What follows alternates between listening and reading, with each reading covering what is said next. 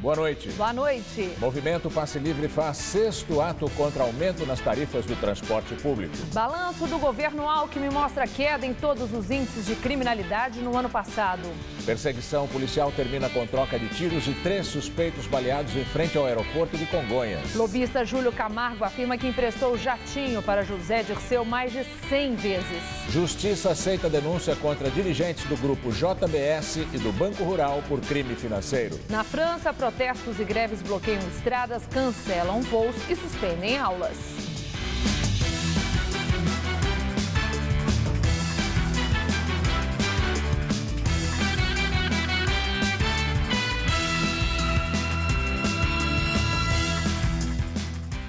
O Movimento Passe Livre faz, neste momento, o 6º ato contra o aumento da tarifa do transporte público. O ponto de partida para a saída do grupo é a Estação da Luz. A repórter Sabrina Pires acompanha e tem informações ao vivo. Olá, Sabrina. Gamberini, eles estão ainda aqui na Estação da Luz, saíram há pouco, mas já pararam. Como a gente pode perceber, tem todo um aparato policial em volta, eles estão cercados e aparentemente alguma pequena confusão já ali nesses primeiros passos do protesto. Eles fizeram uma assembleia há pouco para definir qual seria o trajeto, já que eles não o divulgaram com antecedência. Decidiram qual seria o caminho nessa assembleia que acabou agora há pouco. Eram 4 propostas. E aqui venceu a proposta que sugere dos manifestantes irem para a Câmara Municipal. A ideia é seguir pela Rua Mauá, Princesa Isabel, Avenida Ipiranga, Praça da República, Viaduto 9 de Julho, até chegar à Câmara Municipal andando. Como sempre, a gente percebe também movimento de jornalistas, mas todos os manifestantes, segurando seus cartazes, vão como se num cerco da polícia, a tropa do braço ali atrás. A gente percebe também aqui um policiamento bastante reforçado, não só com viaturas, motos, a tropa de choque também está por aqui. E a gente tem a sensação de um número um pouco menor de manifestantes dessa vez, se comparado com os outros atos do MPL, quando se falava, segundo a Polícia Militar, entre 3.000 e 5.000 pessoas, e os manifestantes falavam em 12.000 pessoas na manifestação. Hoje parece um pouco menos. De um outro ponto aqui dessa manifestação está o repórter Vinícius Marra. Com você, Vinícius. Olha, Sabrina, nós estamos aqui na parte de trás, final já da manifestação. A gente vê ali os manifestantes ainda parados, eles estão andando agora devagarinho, mas a gente está aqui nessa parte próximo ao Parque da Luz, da Pinacoteca, para mostrar para vocês a quantidade de policiais que está aqui. Desde cedo, desde as 5 horas da tarde, quando começou essa concentração aqui dos manifestantes, já havia muitos policiais por aqui. Então, esse policial ele continua reforçado, apesar de existir esse acordo aí do trajeto, há uma preocupação de que o trajeto proposto possa ser quebrado. Então, os policiais estão por aqui e a gente vê que também eles fazem um bloqueio na avenida que liga a Avenida Tiradentes, que seria um transtorno muito grande para a cidade se os manifestantes seguissem para lá. Mas nesse acordo feito nessa assembleia realizada agora há pouco, todos chegaram a esse acordo para seguir um trajeto e mudando, portanto, seguindo até a Câmara Municipal. A gente mostra para vocês, e vai ser assim durante todo esse percurso, Eles andam um pouco, param e aqui é um movimento muito grande agora nessa hora de pessoas que estão saindo do trabalho aqui nessa região do Bom Retiro. Então, elas também encontraram um transtorno na hora de pegar o metrô, porque uma estação aqui do metrô também foi fechada. Então, é importante que as pessoas que consigam evitar essa região, que não passem por aqui, porque realmente agora começou a manifestação e ela só vai terminar em frente à Câmara Municipal. Voltamos ao estúdio. Obrigada, Vinícius. E durante todo o Jornal da Gazeta, nós vamos acompanhar o 6º ato do Movimento Passe Livre. E hoje de manhã também, em entrevista coletiva, integrantes do Movimento Passe Livre afirmaram que o direito de se manifestar está acima do direito de ir e vir do cidadão. Eles também disseram que, pela Constituição, não são obrigados a divulgar o trajeto dos protestos que realizam.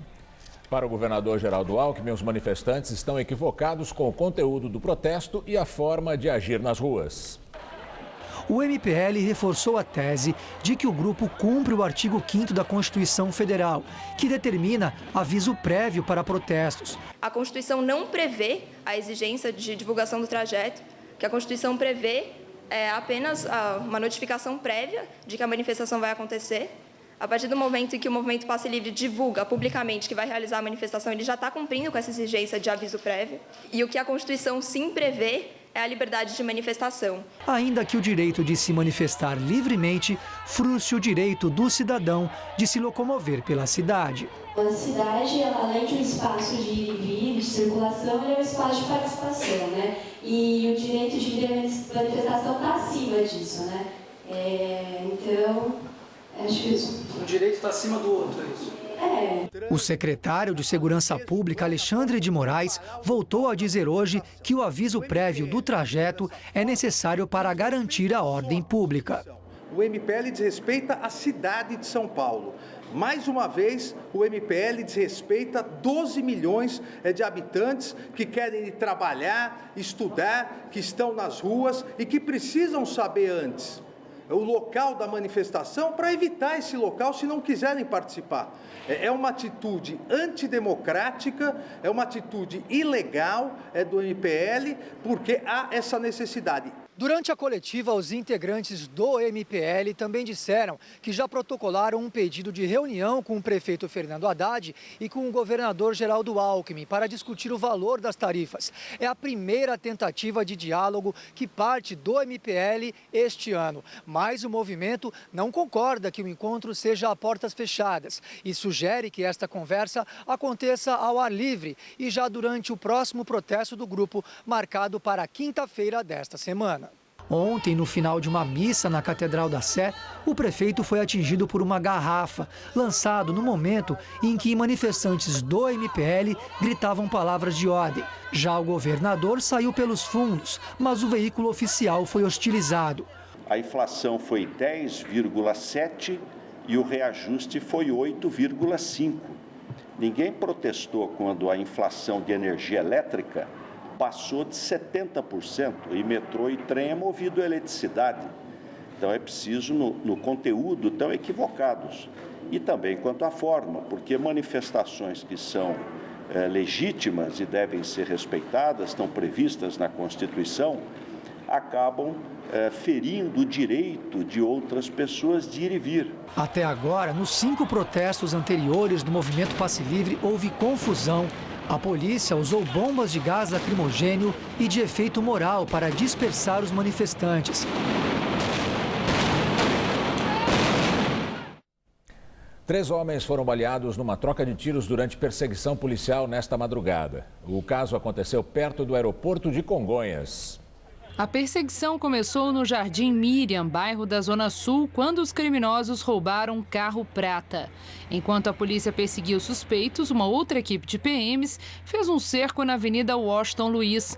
Durante a fuga, os bandidos bateram em 4 carros e, quando pararam, começou o tiroteio. A troca de tiros assustou os motoristas que passavam pelo local. 3 suspeitos foram baleados. Eles foram atendidos pelo Corpo de Bombeiros e encaminhados a hospitais da região. Mas um não resistiu e morreu. O carro roubado ficou com marcas de tiros na lataria e nos vidros. 2 armas foram apreendidas. O governo do estado de São Paulo comemora a redução nos índices de criminalidade. Pela primeira vez desde 2001, todos os índices tiveram queda. De acordo com a Secretaria de Segurança Pública, a redução mais expressiva foi no número de homicídios, com uma diminuição de quase 13%. A quantidade de homicídios dolosos, quando há a intenção de matar, foi a menor registrada em 15 anos. Considerando um grupo de 100 mil habitantes, no estado, a redução foi de mais de 13%. Já na capital, no ano passado, a queda foi de quase 13%. Foram registrados 140 assassinados a menos que em 2014. E pela primeira vez, desde o início da realização do balanço, o total de homicídios dolosos ficou abaixo de 1.000 casos, 991. O estupro também teve diminuição de mais de 7% em todo o estado e de quase 9% aqui na capital. O roubo de veículos teve o menor registro de casos desde 2010.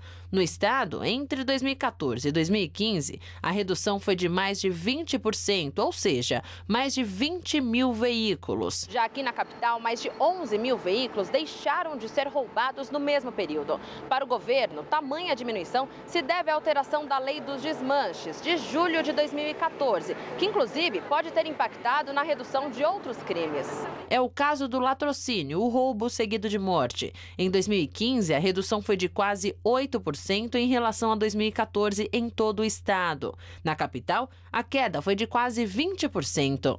Em relação aos roubos de veículos, é o primeiro ano em que nós podemos contabilizar já com a nova legislação, com as operações que são feitas semanalmente, com a fiscalização de mais de 1.000, isso é muito importante salientar, mais de 1.000 desmanches, mais de 700 desmanches ilegais foram fechados, e você atacando o receptador, você atacando aquele que recebe o veículo, você acaba estrangulando a cadeia criminosa e acaba diminuindo o número de veículos roubados.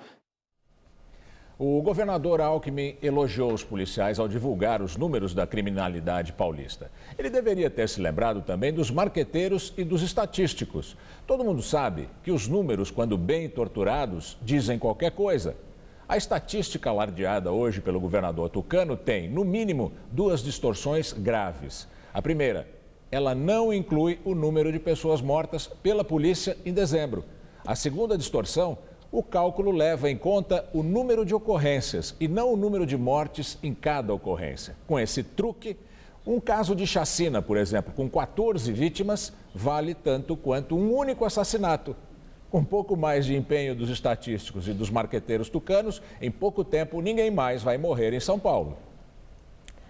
A presidente Dilma Rousseff viajou para Quito, capital do Equador, e deve se reunir ainda esta noite com o presidente Rafael Correa. Em pauta, comércio e investimentos, cooperação na área migratória, troca de experiências na área social e cooperação educacional.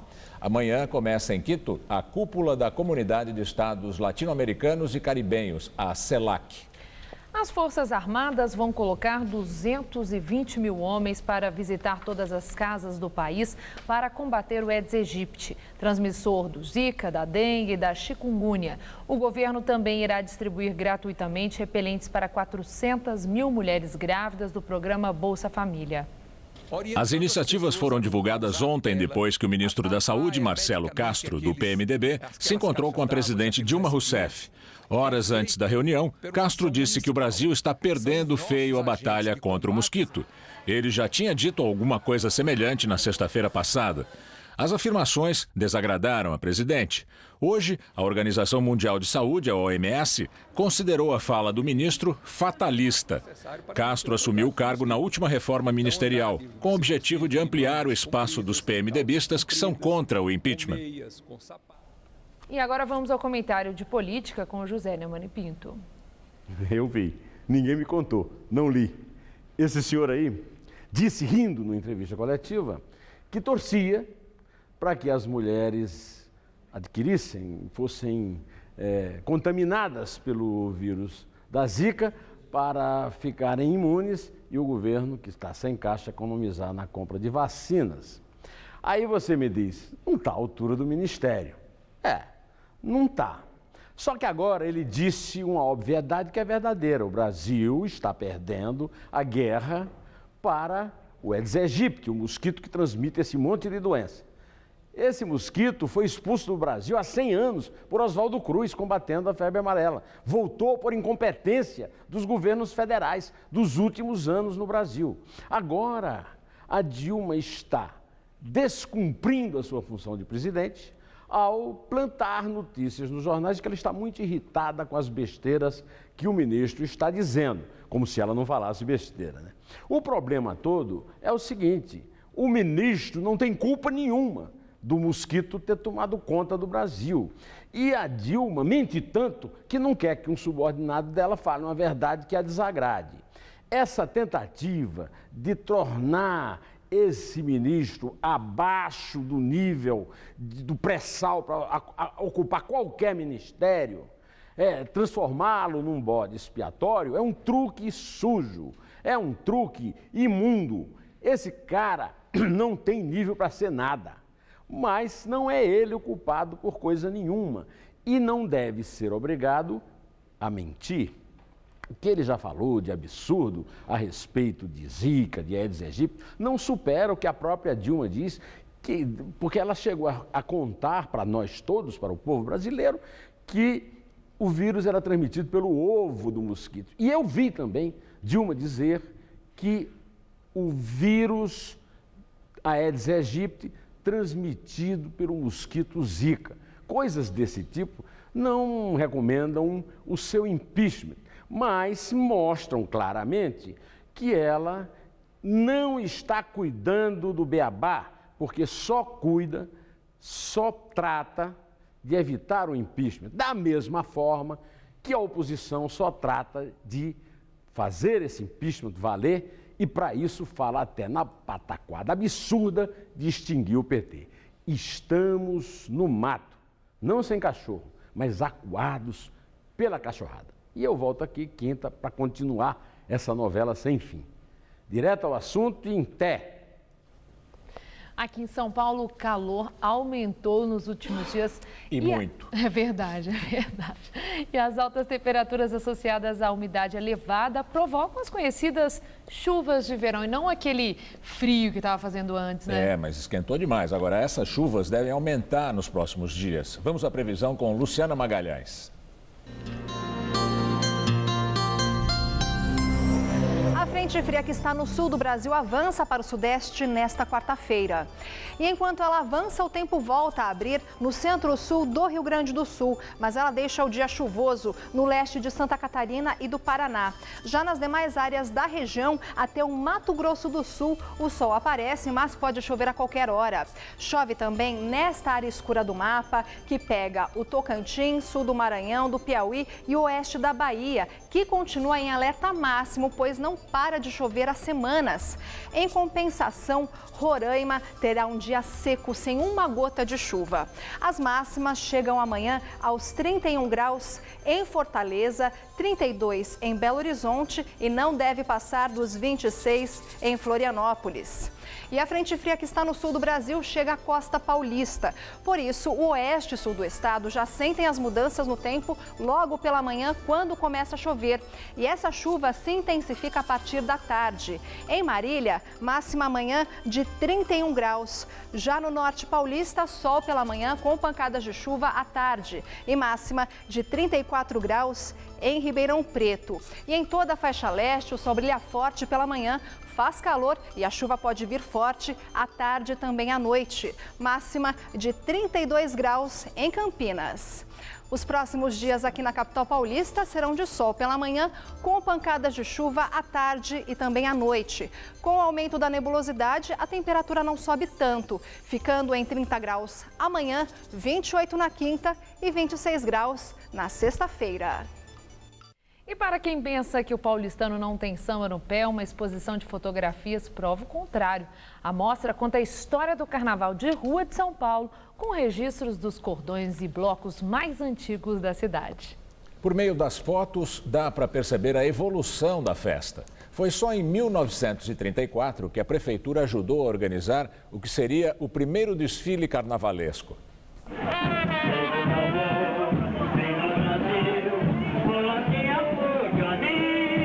Nascer no dia 2 de dezembro, o Dia Nacional do Samba, e ser fundador de uma das principais bandas do Carnaval de Rua de São Paulo, não pode ser coincidência. Pelo menos é o que pensa o seu Candinho, o predestinado do samba. Jornalista, ele fundou em 1982, na redação do antigo Jornal Popular da Tarde, a banda Candinho e Mulatas. Desfila até hoje no Bexiga e no Centro.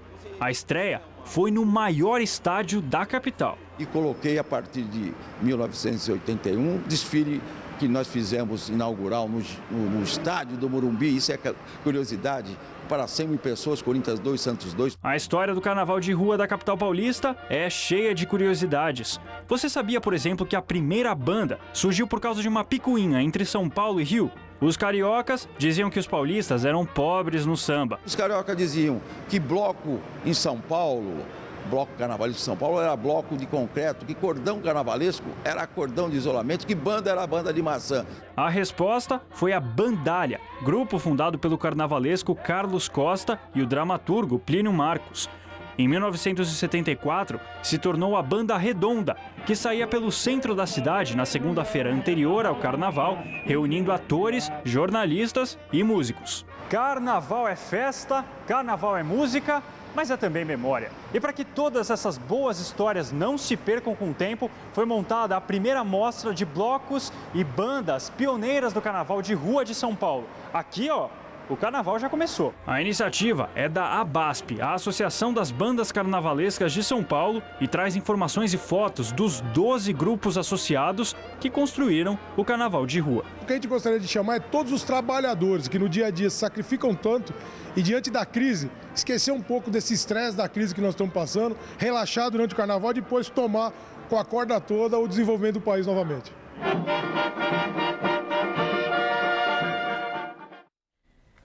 Voltamos a falar sobre o 6º ato do movimento Passe Livre contra o aumento da tarifa.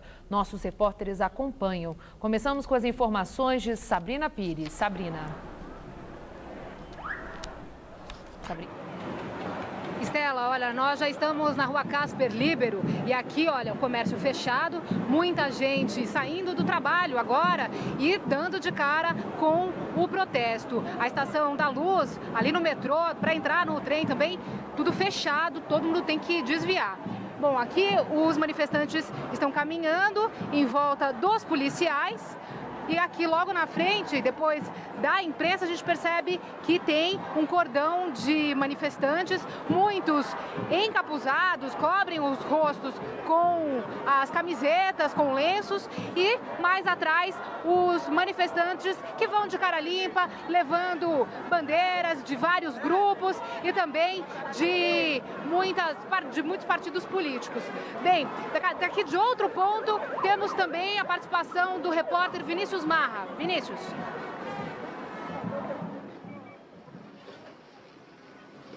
Olha, Sabrina, como esse trajeto foi decidido agora há pouco, né, de última hora, a polícia só não conseguiu evitar situações como essa, por exemplo. Em algumas ruas que os manifestantes passaram, estavam cheias de lixo, né? E geralmente esse trabalho ele é feito antes, né? Quando os manifestantes informam o trajeto, esse trabalho de limpeza, por exemplo, pode ser feito antes. Então, como esse trajeto foi feito de última hora, só agora, né, os funcionários aí podem fazer essa limpeza. E durante toda essa via aqui, a gente vê muito lixo, né, montanhas de lixo aqui, o que poderia ser usado aí pelos manifestantes. Então, por isso havia essa preocupação também de definir um trajeto com antecedência. Mas, por enquanto, não houve nenhum tipo de transtorno. Eles continuam, aliás, caminhando tranquilamente e seguindo esse novo trajeto que foi acordado com a polícia.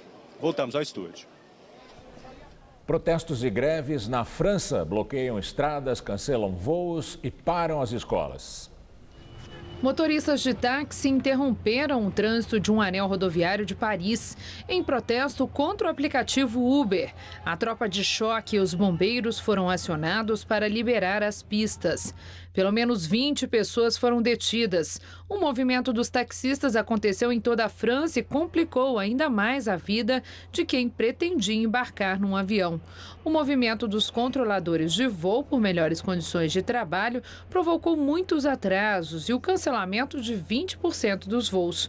Professores e outros funcionários públicos também foram às ruas para pedir melhores salários e reformas na educação.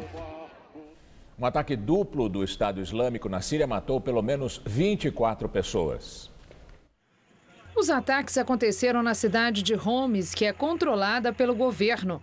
Na primeira explosão, um carro-bomba teve como alvo um posto de controle de segurança. Em seguida, um suicida detonou o cinturão explosivo. Entre os mortos estavam 15 membros das forças do governo e milicianos pró-Assad. O Estado Islâmico reivindicou a autoria dos atentados. A Justiça Federal de São Paulo aceitou denúncia do Ministério Público contra 9 pessoas ligadas ao Grupo JBS e ao Banco Rural por crime contra o sistema financeiro nacional. Kátia Rabelo, ex-presidente do Banco Rural e já condenada no processo do mensalão petista, está entre os réus, junto com o atual presidente do banco, João Heraldo dos Santos Lima, e o presidente do grupo JBS, Joesley Mendonça Batista. Segundo o Ministério Público, em 2011, as empresas fizeram empréstimos entre si, no valor de 80 milhões de reais, em operações ilegais conhecidas como troca de chumbo. Nesse caso, duas instituições financeiras de diferentes grupos emitem crédito por meio de operação triangular para beneficiar uma empresa do mesmo grupo, que iniciou a operação. A prática é proibida por lei. A ex-ministra da Casa Civil, Erenice Guerra, admitiu parceria com o ex-conselheiro do CARF, preso na Operação Zelotes. Erenice assumiu a Casa Civil no fim do governo Lula em 2010, quando Dilma Rousseff deixou o cargo para se candidatar à presidência da República. Ela foi ouvida na Polícia Federal em dezembro no inquérito que investiga um suposto esquema de corrupção para edição de medidas provisórias em favor do setor automotivo. Ela negou ter recebido oferta de propina para interferir em medidas provisórias. No entanto, admitiu parceria com José Ricardo da Silva, que era conselheiro do CAF, o Conselho Administrativo de Recursos Fiscais, órgão do Ministério da Fazenda. O objetivo, segundo ela, seria resolver uma grande dívida tributária da empresa chinesa Huawei, gigante mundial no setor de smartphones. José Ricardo foi preso em outubro na Operação Zelotes. Ele é suspeito de tráfico de influência, corrupção, lavagem de dinheiro e extorsão. Questionada se a parceria era ética, a ex-ministra disse que José Ricardo não via impedimento em advogar contra o órgão para o qual trabalhava. Erenice admitiu ainda que, em 2011, conheceu Alexandre Paes dos Santos, um dos maiores lobistas de Brasília, também preso na Operação Zelotes. A ex-ministra disse que apresentou o lobista a empresários. Erenice deixou a Casa Civil em setembro de 2010, após uma série de denúncias. Seu filho, Israel Guerra, foi acusado de participar de um esquema de tráfico de influência em que cobraria propina para facilitar negócios com o governo. O juiz federal Valisney Souza Oliveira, responsável pela Operação Zelotes, determinou que a presidente Dilma Rousseff se manifeste até o dia 5 de fevereiro. Ela pode prestar esclarecimentos por escrito. Dilma vai falar como testemunha a pedido da defesa do lobista Alexandre Paes dos Santos, que está preso. O mesmo prazo foi estabelecido para outras testemunhas com foro privilegiado, como o ministro da Educação, Aloysio Mercadante. No caso dele, ele vai ter que ser ouvido pessoalmente. O lobista Júlio Camargo depõe na Operação Lava Jato e afirma que o ex-ministro José Dirceu fez 113 viagens em seus jatos em 2010 e 2011. Ouvido pelo juiz Sérgio Moro, o lobista disse que esses voos foram abatidos de uma conta de R$1 milhão de propinas que o ex-ministro teria a receber, referente ao esquema de corrupção na Petrobras. Camargo apresentou uma planilha com todos os dados. Dirceu está preso no Paraná desde agosto do ano passado e vai ser ouvido na próxima sexta-feira. Ele nega ter recebido propinas. A defesa dele admite o uso dos aviões, mas considera haver erros na planilha de Camargo. Na delação premiada, o lobista afirma que as somas pagas ao ex-ministro chegaram a R$4 milhões. Na unidade da Repar. E agora o comentário de Josias de Souza, direto de Brasília. Ele fala sobre as investigações na Operação Lava Jato. O Petrolão repete uma fatalidade do mensalão. O escândalo revela uma corrupção acéfala, uma espécie de máfia sem capo. Os investigadores da Lava Jato se perguntam onde estão os chefes? Ao interrogar Lula no mês passado, o delegado da Polícia Federal, Josélio Souza, quis saber quem foi o responsável pela nomeação de Renato Duque, o ex-diretor da Petrobras que coletava propinas em nome do PT. Lula disse que não teve nada a ver com a nomeação de Duque. Ele explicou que os partidos políticos indicavam nomes para cargos públicos, esses nomes eram discutidos com os ministros das respectivas áreas e tudo desaguava na Casa Civil, então chefiada por José Dirceu, a quem cabia fazer a filtragem dos nomes e escolher os que deveriam ser nomeados. Na sexta-feira, José Dirceu, preso em Curitiba, vai depor ao juiz Sérgio Moro. A defesa de Dirceu informa que ele dirá nesse depoimento que quem indicou Renato Duque para a Petrobras foi o PT de São Paulo, não ele. A coordenação da indicação foi feita por Silvio Pereira, então secretário-geral do PT. É extraordinário o esforço que Lula e Dirceu fazem para se apresentar como coadjuvantes de um enredo em que são protagonistas. No tempo em que a política ainda se esforçava para fazer algum sentido, o PT era mais lógico. Lula era presidente da República, José Dirceu era o seu primeiro-ministro e nada se fazia no governo sem o consentimento dos dois. Hoje, a lógica perdeu o sentido. O que mais espanta não é o fato de Lula e Dirceu terem se transformado em políticos iguais aos outros. O espantoso mesmo é que o dinheiro e o poder tenham transformado os dois em políticos tão diferentes do que eles imaginavam ser. Boa noite. Executivo investigado por suspeita de corrupção na merenda escolar de São Paulo afirma que o presidente da Assembleia Legislativa, Fernando Capês, do PSDB, ficava com parte da comissão. A acusação foi feita em depoimento pelo gerente de logística da COAF, a Cooperativa Orgânica Agrícola Familiar da cidade de Bebedouro, Carlos Luciano Lopes. Segundo ele, Capês recebia parte da comissão entregue ao lobista Marcel Ferreira Júlio por contratos superfaturados com prefeituras na venda de produtos da merenda escolar. Ele disse que os integrantes do grupo sob suspeita se referiam a Capês como nosso amigo e que nas eleições de 2014, o presidente da COAF, Cássio Chebab, cedeu um carro para a campanha do deputado Tucano. Segundo Lopes, o veículo ficou à disposição do comitê do partido por 3 meses. Uma força-tarefa coordenada pelo Procurador-Geral de Justiça, Márcio Elias Fernando Rosa, foi formada para investigar o caso. O deputado Fernando Capês nega envolvimento com a cooperativa investigada. Sobre o carro que teria sido cedido para uso da campanha dele, ele disse que não cuida dessas coisas, mas que vai checar a questão.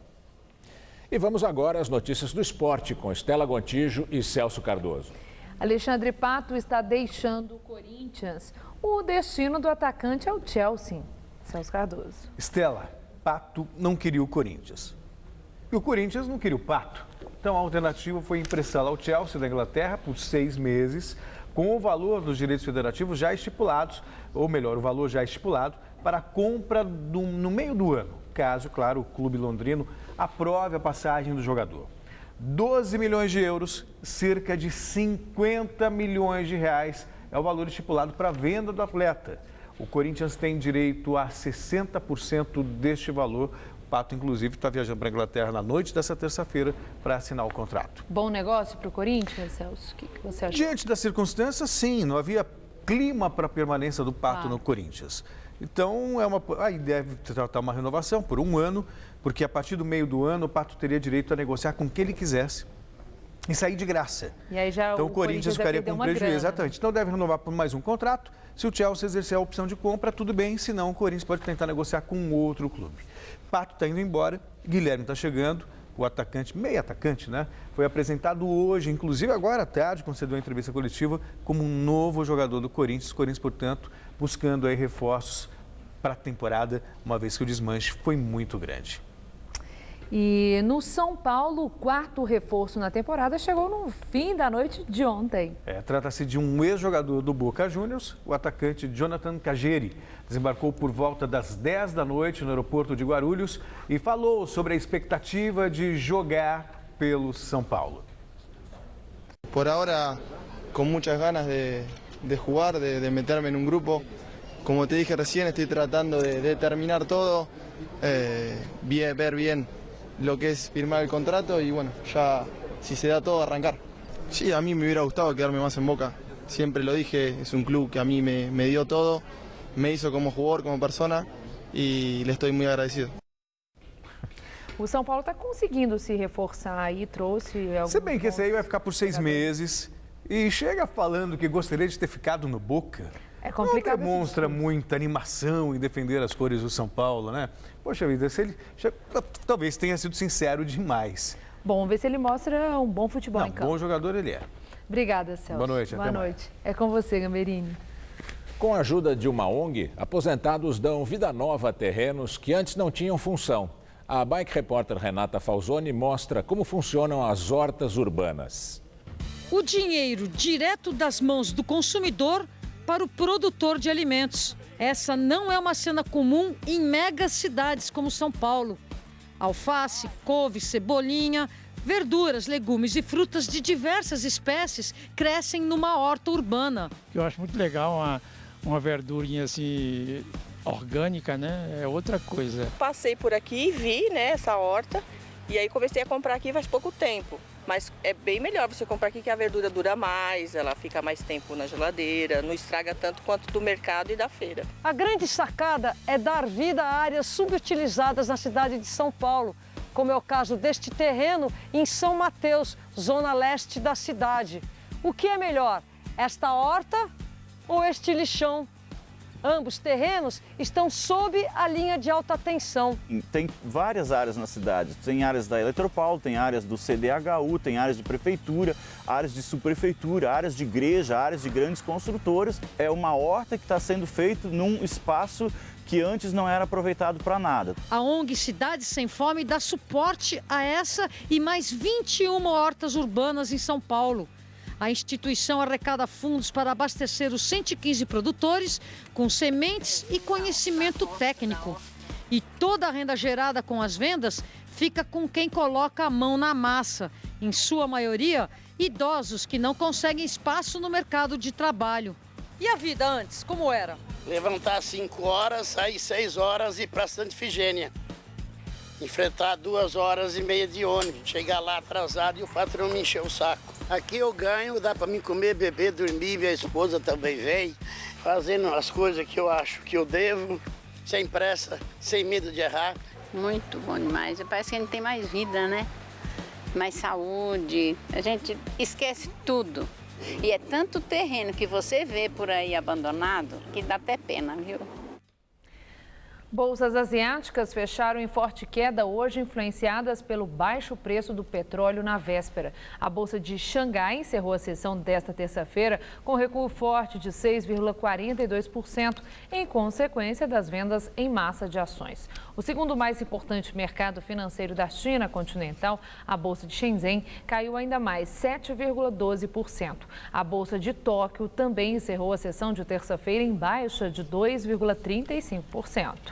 Como depois do fechamento das bolsas asiáticas, o preço do petróleo teve forte recuperação, subindo mais de 5%, as bolsas europeias e americanas acompanharam essa tendência e tiveram ganhos hoje. Aqui em São Paulo, a Bovespa fechou com alta de 1,4%. Ou melhor, baixa, desculpe. A Bolsa de São Paulo caiu 1,4%. E os gastos de brasileiros no exterior também caíram 32% em relação ao ano passado. Segundo o Banco Central, em 2015, os turistas brasileiros gastaram 17 bilhões e 300 milhões de dólares fora do país. É o menor valor em 5 anos. O principal motivo dessa queda, de acordo com o Banco Central, seria o aumento no valor do dólar. A recessão na economia, a alta da inflação e de impostos também são outros fatores que colaboraram com essa queda de gastos no exterior. Na entrevista do dia com Maria Lídia Flandoli, as perspectivas de reversão do pessimismo dos brasileiros. Quem analisa é o reitor da Unimonte, Osiris Silva, que já foi presidente da Embraer e da Petrobras e também ministro da Infraestrutura no governo Itamar Franco. Muito obrigada por estar conosco. Eu quero começar exatamente com essa questão do ânimo do brasileiro nesses tempos difíceis. Para o senhor, os tempos são de desesperança ou, como já escreveu um dia, nós brasileiros é que não acreditamos em nós mesmos? Realmente eu carrego isso comigo, porque nós não podemos deixar morrer a esperança.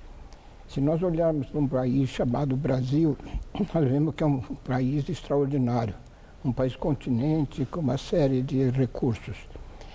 Mas acontece que nós abdicamos de olhar para o nosso país e respeitá-lo.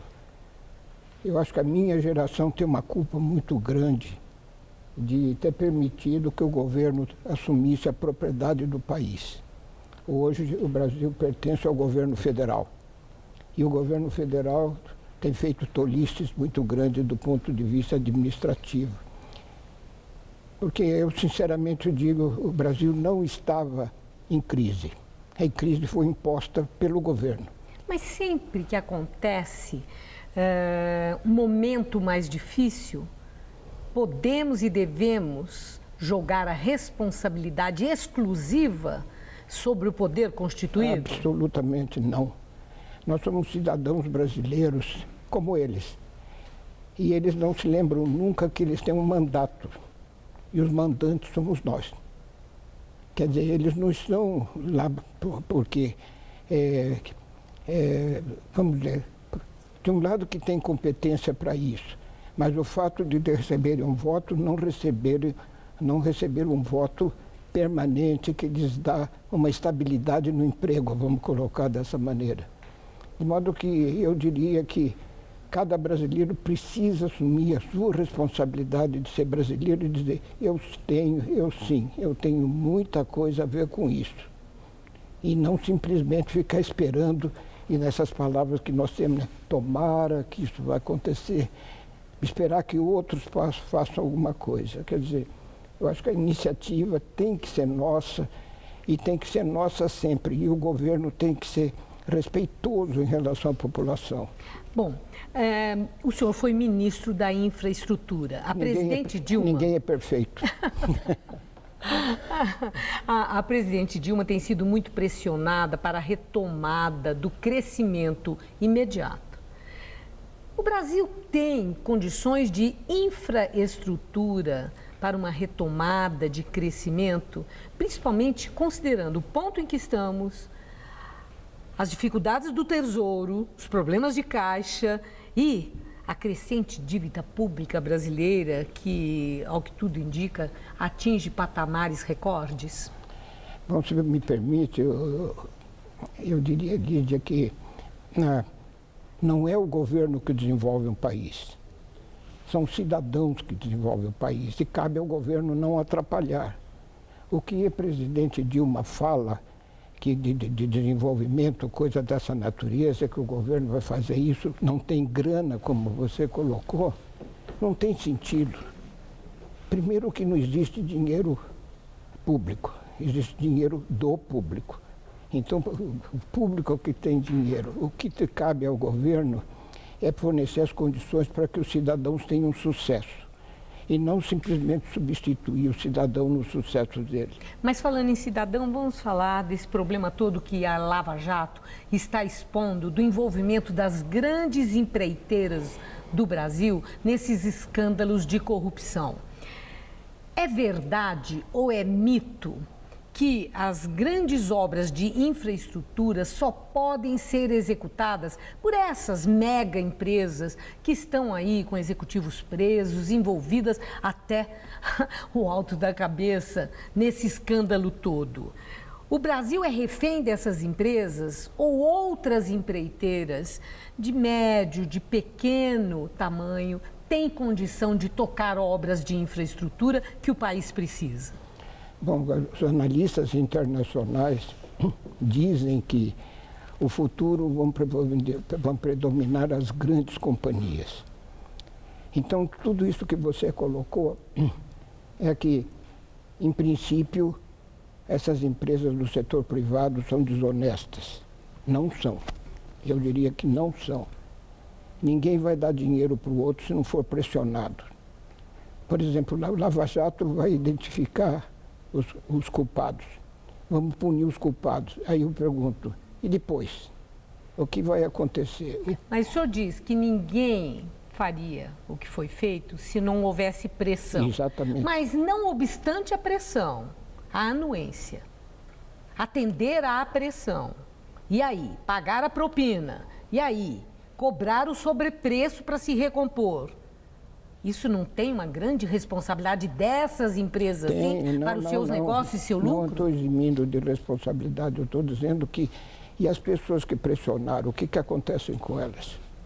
Eu não sei quem são, de onde vêm as pressões. Eu fui presidente da Petrobras E nunca ninguém teve coragem de fazer qualquer colocação dessa natureza. Quer dizer que não é isso que é uma crença, que é praxe no Brasil, a corrupção desde sempre? Não. Isso não é verdade? Não, é claro que é verdade e está sendo apurado. Mas nós temos que analisar por quê e responder corretamente a pergunta. Por que essas empresas pagaram? Porque, evidentemente, houve uma deterioração dos hábitos, das práticas de ética de ambos os lados. Quer dizer que partia do lado do governo a cobrança por parte para as empresas, no sentido, não dou o trabalho para você se você não pagar por propina X? É isso que o senhor está me dizendo? Bom, eu estou dizendo o seguinte, que você mesmo, né, você não pagaria nada se não fosse exigido. E quem que exigiu? Quer dizer, o Lava Jato vai chegar ao culpado. Na minha vida, em particular, eu acho que nós temos que apurar qual a culpa e, evidentemente, punir os culpados. Mas eu, em geral, não busco o culpado. Em geral, eu busco a solução do problema para que nunca mais aconteça. Quer dizer, eu acho que nós temos que ter uma crença que as pessoas, em princípio, são éticas, são corretas.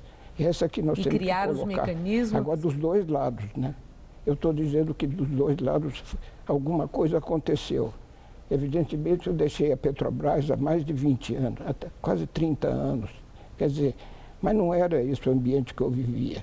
Eu nunca vi nada parecido a esse respeito, embora nós fizéssemos contratos todos os dias, tinha toneladas de contratos para assinar, com uma quantidade enorme de dinheiro, de investimentos e tudo isso. No meu tempo, nós produzimos 400 mil barris de petróleo, hoje estamos com quase 2 milhões de barris de petróleo por dia, e isso foi muito dinheiro colocado.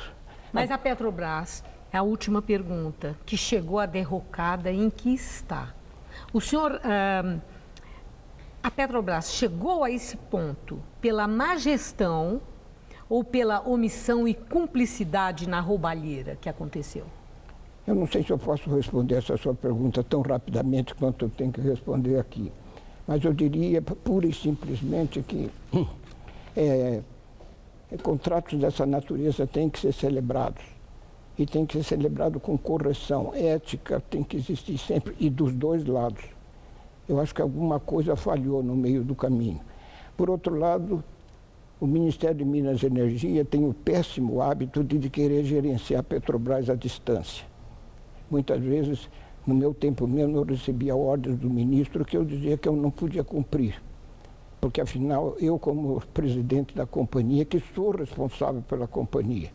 Agora, ter um acionista que me diz o que eu devo fazer, foi uma condição dessa natureza que me obrigou a pedir o chapéu e ir embora. O senhor acredita que a Petrobras consiga se recuperar? Eu creio que sim. Agora, eu acho que a situação anda bastante complicada, porque eu não sei se cabe hoje, uma coisa que eu vou dizer pode causar uma polêmica muito grande. Eu não sei se cabe hoje o monopólio do petróleo. A Petrobras não tem os recursos para retomar os investimentos. Tem que contar com o setor privado. A mesma coisa eu digo com respeito à educação. A educação no Brasil tem sido um fracasso até o presente momento. Nós temos 70% de analfabetos funcionais. Quer dizer, o país não vai ser construído com essa base educacional da população. Porque eu acho que quem faz o país, exemplo, Estados Unidos, é claro, é o povo. E o povo realmente tem que ser muito bem preparado para conduzir os destinos do país e também escolher os seus governantes. Muito obrigada por seus esclarecimentos. Eu que agradeço. Uma boa noite. Boa noite, obrigado. Gamberini. Hoje acontece mais um ato do MPL contra o aumento da tarifa do transporte público em São Paulo. A repórter Sabrina Pires acompanha. Gamberini, olha, os manifestantes, eles estão aqui na Avenida Ipiranga e eles estão chegando já na Praça da República. O objetivo desse protesto, eles fizeram uma eleição e foi chegar até a Câmara Municipal. Eles vão ainda pegar a Avenida São Luís, a Avenida 9 de Julho, até chegar lá na Câmara Municipal. Esse trajeto foi discutido pouquinho antes do protesto sair e caminhar. Segundo a Secretaria de Segurança Pública, isso tinha que ser alertado previamente, é uma polêmica entre os manifestantes e a Secretaria de Segurança Pública. Mas a polícia falou que tudo bem. Esse caminho que eles escolheram de última hora, tudo bem, não teria problema, eles poderiam passar. Só que os ânimos aqui a gente percebe bastante tensos. Além do protesto, também há vários desvios aqui que a polícia tem feito, justamente para evitar que a confusão se alastre e pegue pessoas desavisadas que estejam passando com o carro ou saindo do trabalho. Então tem bastante comércio fechado e aqui no centro de São Paulo, muito policiamento e os manifestantes seguindo para a Câmara Municipal. Voltamos ao estúdio. Você vai ver a seguir. Os Estados Unidos anunciam novas suspensões de restrições a Cuba. E um encontro histórico no Vaticano. O Papa Francisco recebe o presidente do Irã e pede paz no Oriente Médio. Qual Casper você é? A minha Casper é informação. A minha Casper é organização. A minha Casper é criação. A minha Casper é luz, câmera, ação. Essa é a minha Casper. Essa é a nossa Casper.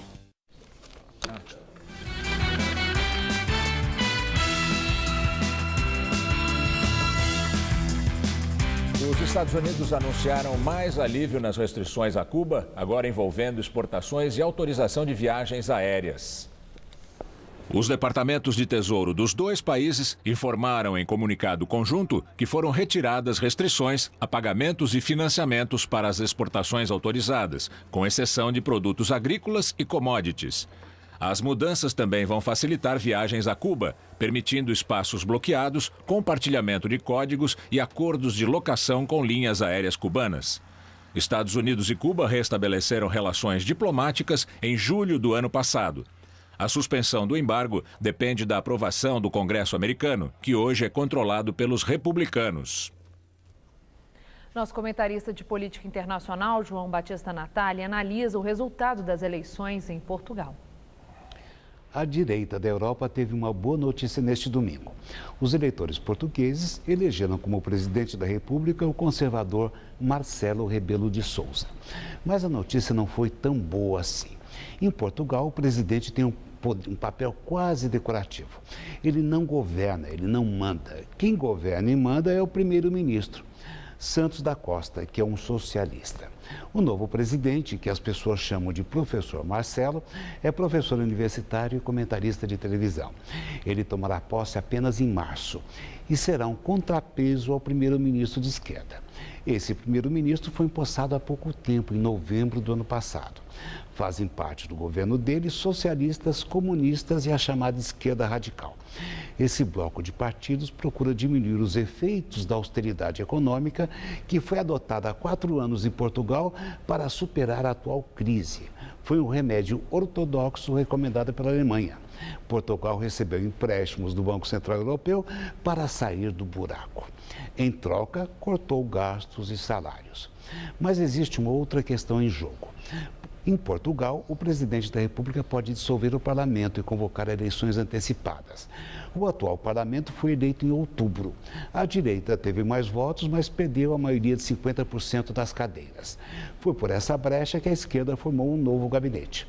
Mas tudo indica que o professor Marcelo não vai dissolver o parlamento, porque se ele fizer isso, ele só teria, se ele tivesse segurança da vitória do bloco conservador.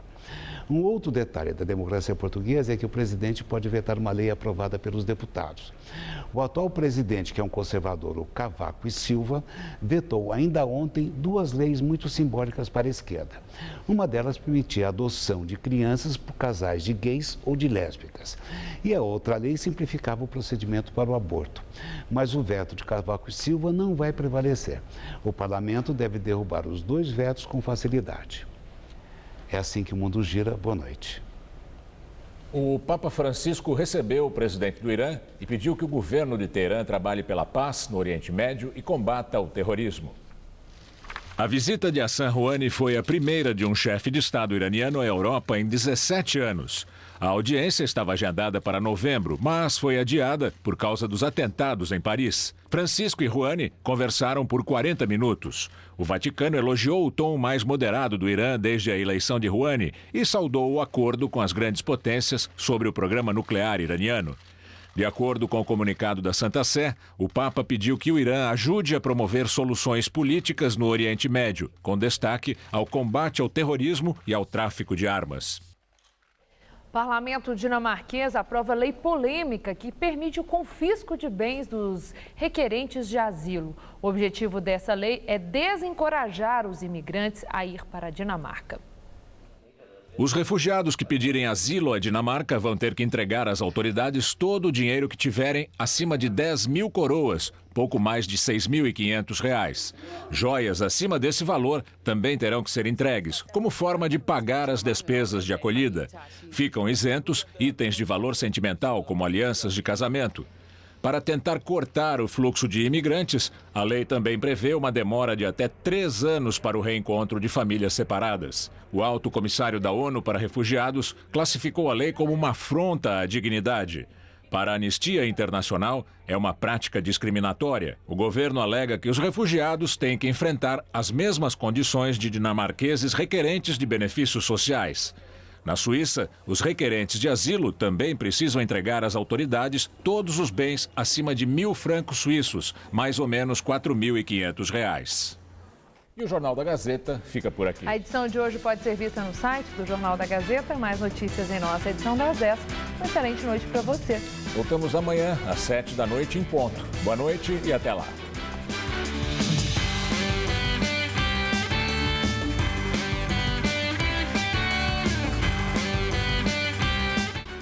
Jornal da Gazeta.